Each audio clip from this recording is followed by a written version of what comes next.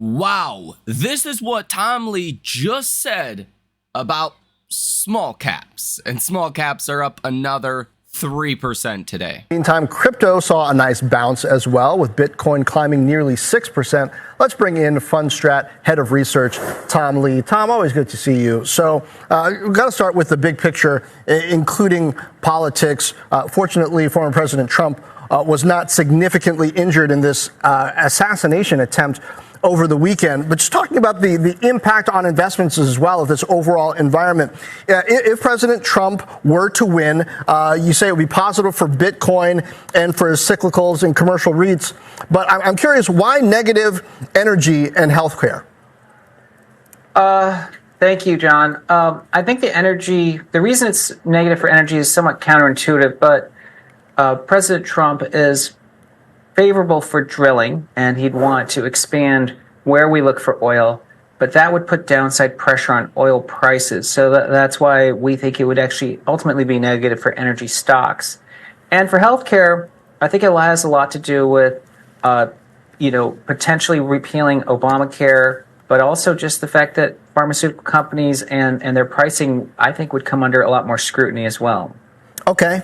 Now, I got to ask about your small cap call. I think you said a few months ago that small caps could rise 50%. We saw at the end of last week some interesting rotation into small caps. How much further in 24 can they run?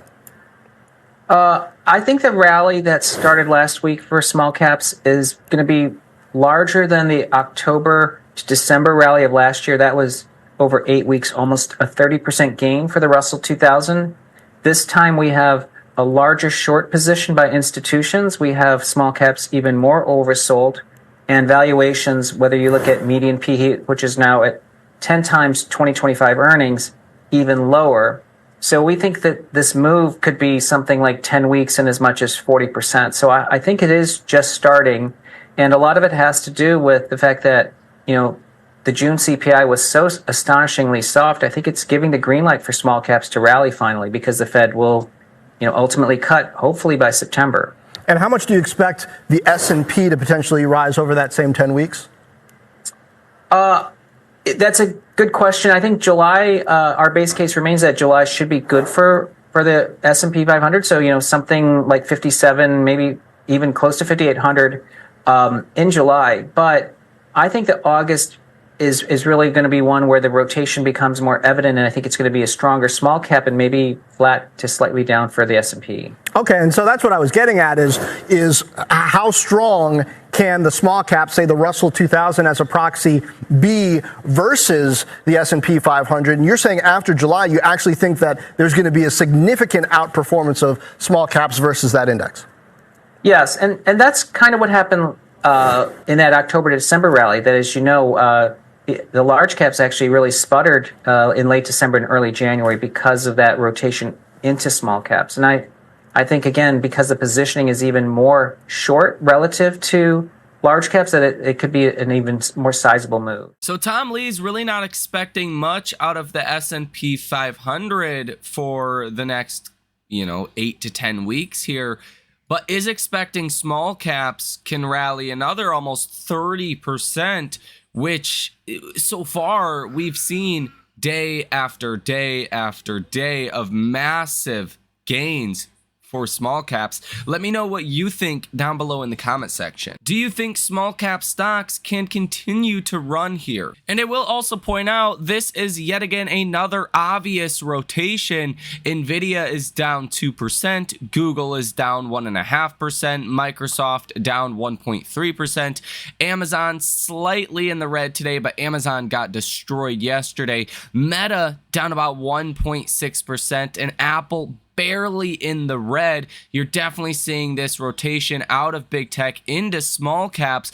But what I would really argue here is you're seeing a short covering in small caps that is forcing these fund managers to sell off these large cap names. So I don't really think it's much of a voluntary rotation more than it is just shorts covering that is forcing these large investors, these large firms, to sell your big tech. And Tom Lee makes a great point. Small caps are trading at a very low valuation. He actually goes on to say that small caps are like the new value because of just how depressed they were for a long time and the valuations that they are trading at. If firms do want to catch some alpha, want to see some outperformance, perhaps you could start to see a little bit of chasing for small caps as well as the actual short covering. And this comes as traders see the odds of a Fed rate cut by September at 100%. You can see the Russell 2000 today is up 2.94%. The NASDAQ is down 0.1%. The S&P is up 0.39%.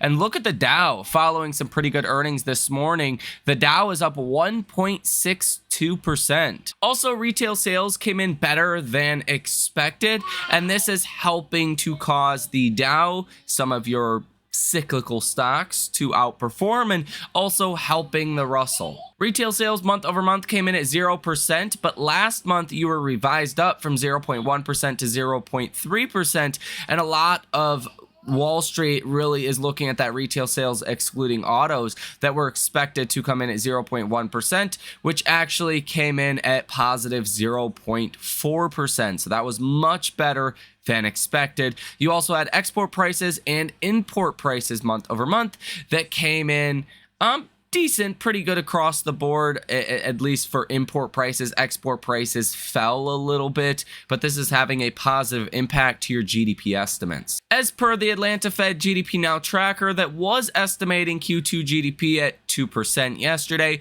well, it's now up to 2.5% following today's data, with another update coming tomorrow. That's because tomorrow we will get building permits preliminary numbers for June, housing starts month over month, and most importantly, industrial production month over month. We're expecting a number of about 0.3%. Last month was 0.7%. So the higher that number is, the better off your GDP estimates are going to be. You have manufacturing production month over month and year over year, as well as capacity utilization, and all of these numbers will come together to give us that new GDP update. So following way better than expected CPI numbers recently, and now looks like the economy is doing a little bit better than we thought, that's a good recipe for stocks. And here's where things get even weirder and maybe scarier.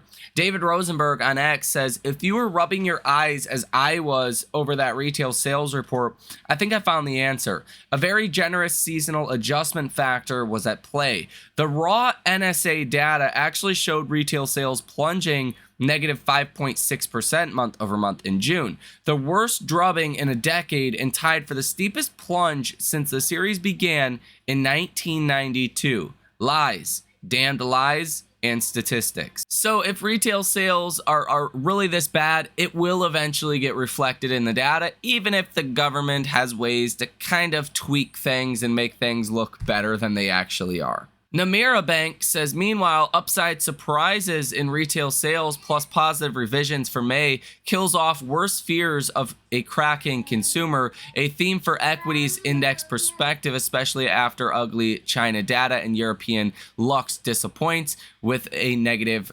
pre-announce, a Goldilocks type response. Seth Golden writes that FundStrat's Tom Lee says current small cap rally has room to run, ranks only 21st of the top 25 since 1979, and that is with EPS turning higher. Could expect a 40+% gain over the next 10 weeks. And you can see, yeah, you're pretty low on the largest scale of small cap rallies at only about 20% so far, since this is going back to October 25th of 2023. Ryan Dietrich says Russell 2000 up 1% or more for 4 days in a row. You were up a year later 11 of 13 times and up more than 25% on average. Yes, the last time was March of 2022, was the one time that really disappointed, with RUT down 20% in the following 3 months. And this is a pretty wild headline.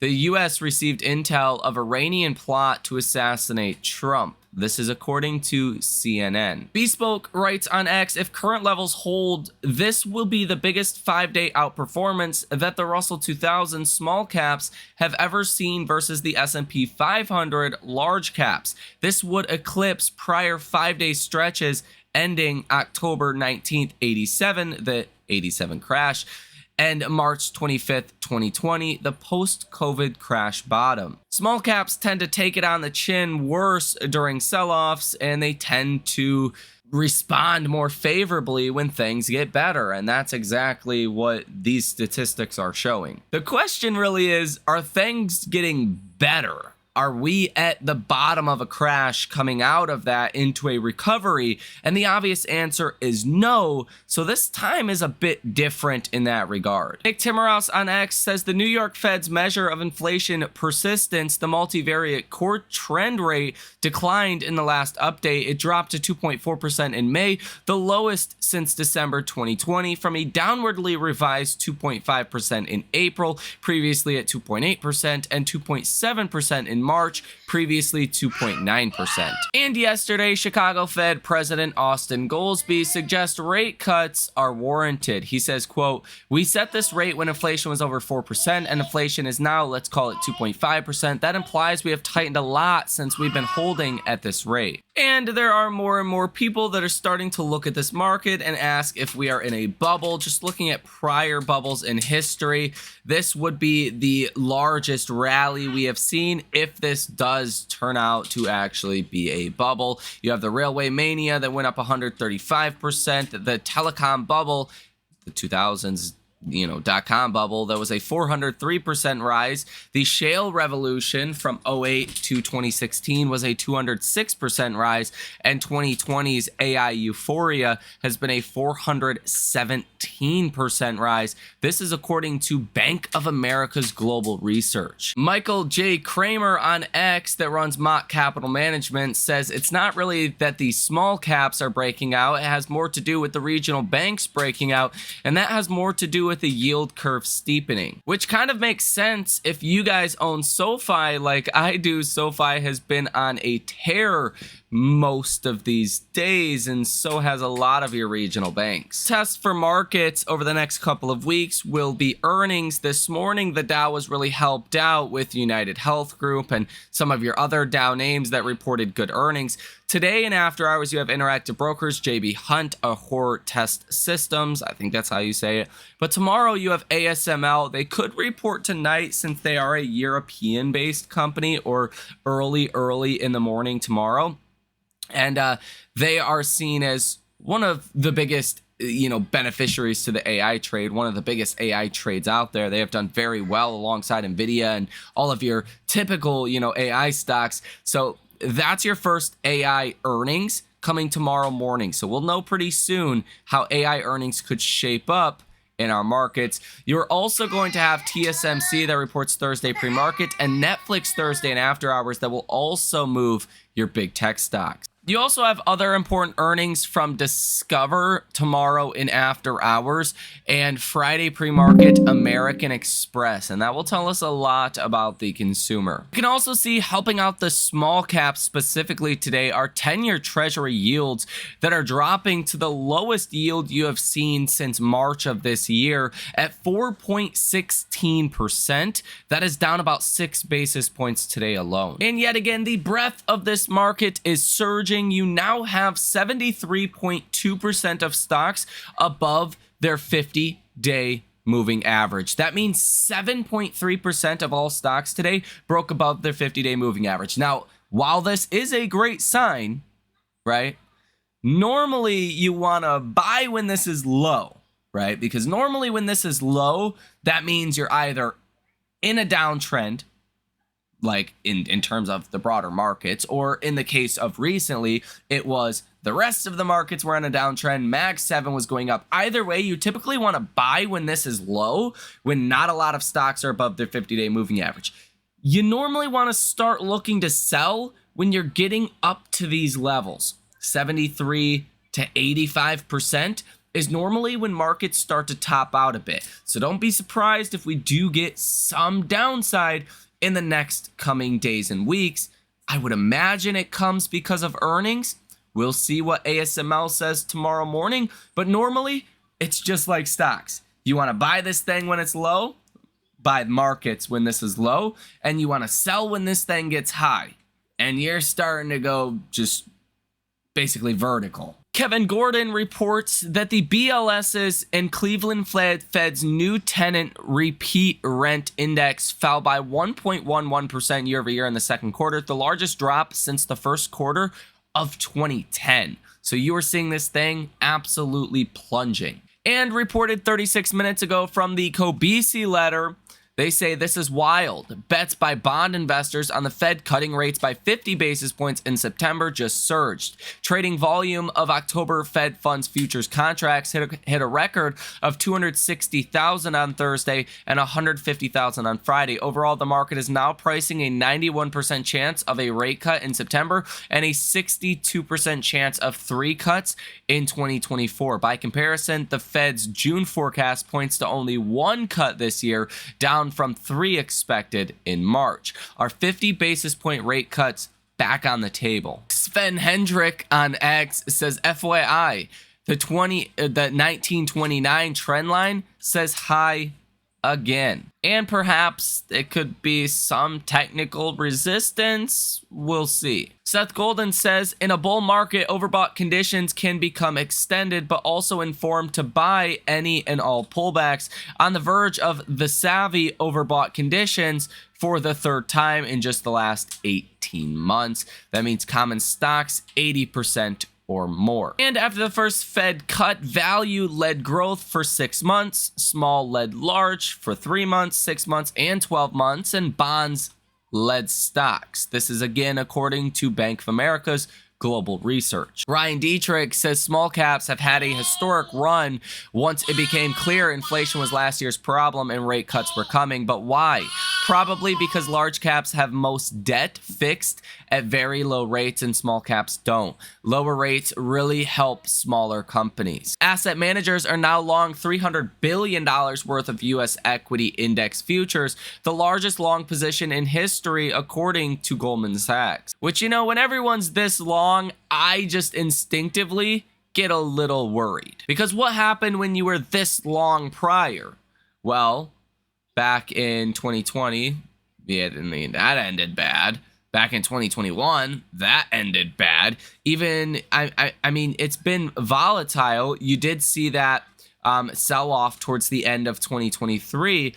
That didn't end great. And, well, I guess technically it's still going. But when you get this high, it's just, you got to start asking what's the risk to reward in markets. TLT is ripping today as well, up 1.35%. That's definitely good for your regional banks. You can see the dollar is up about 0.1%. Not great, not terrible. Oil is down 1.4%, which is good news for your inflation front. CNN's fear and greed indicator is now at 63, which is higher than the previous close we had yesterday when this was at 61. And you can see we have had a massive short covering on the small caps on July 8th alone, about 8 days ago. You were at almost 31% short interest of free float. Now you're at 25.5% short interest. So there's been a lot of covering.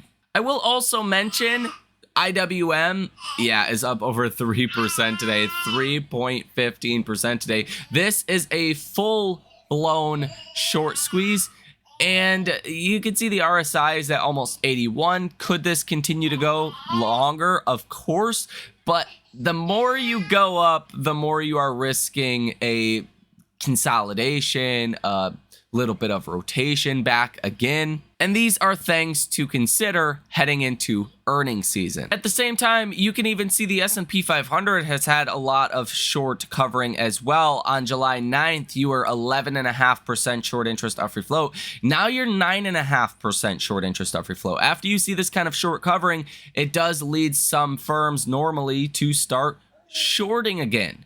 And that can mean downside, doesn't always mean downside, but it can mean some downside. So let me know what you think about this information down below in the comment section. Hit the like button as well as subscribe to the channel. You guys have a fantastic rest of your day, and I will see you in the next one.